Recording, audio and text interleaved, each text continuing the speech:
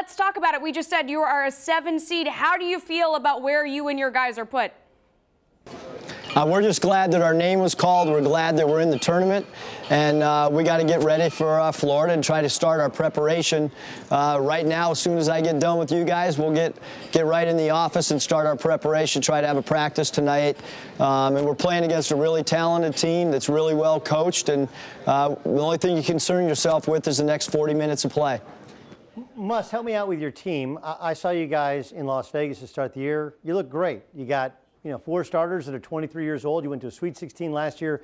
There's no reason to think that you wouldn't have a great year. And if you look at the numbers in terms of wins and losses, you did. But it did feel like either sometimes they got a little bored, maybe they got a little worn down by the season, that you guys were not clicking on all cylinders late in the year, and especially obviously losing earlier than you wanted to in the Mountain West Conference Tournament. What do you think the state of your team is emotionally in terms of the level of connection?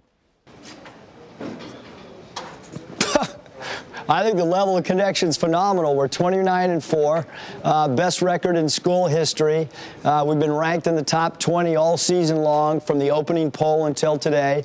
Obviously, a lot of expectations when you're coming off a Sweet 16 and you have 3 of your top players returning. But last year we lost. We got thumped last year by San Diego State heading into the NCAA tournament. We put it aside and got ready to win in the NCAA tournament. Hopefully, we could do the same thing this year. We lost a game to San Diego State the other night without one of our best players, without a first-team all-conference player due to a nagging little injury. He should be fully healthy, ready for Florida. And if you would have taken San Diego State's all-conference player off the floor, I think the results would have been a lot different in that game as well. But we lost the game, and our guys, we have finished every year so strong.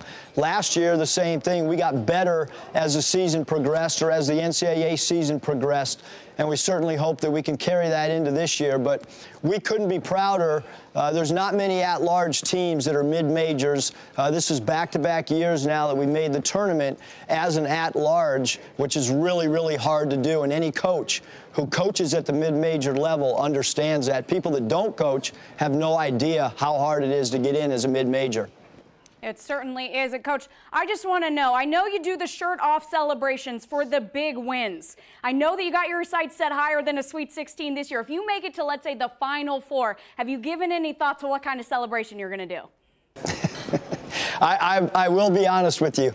I'm only worried about one thing, and that's how do we win Thursday against Florida, because they're really good. And I think the biggest thing in this tournament is there's so much luck involved and matchups and so forth that it's really hard to win a game. And we were fortunate last year, along with a little bit of luck, to come from behind in 2 games. And this year, we just hope to play 40 solid minutes, and everybody from here on out is just trying to figure out a way to advance just one more day, one more game. And obviously, our sights are solely on the Florida Gators and nothing else. All right, Coach, I know you're ready to go game plan. Thank you so much for taking the time to join us. We appreciate it.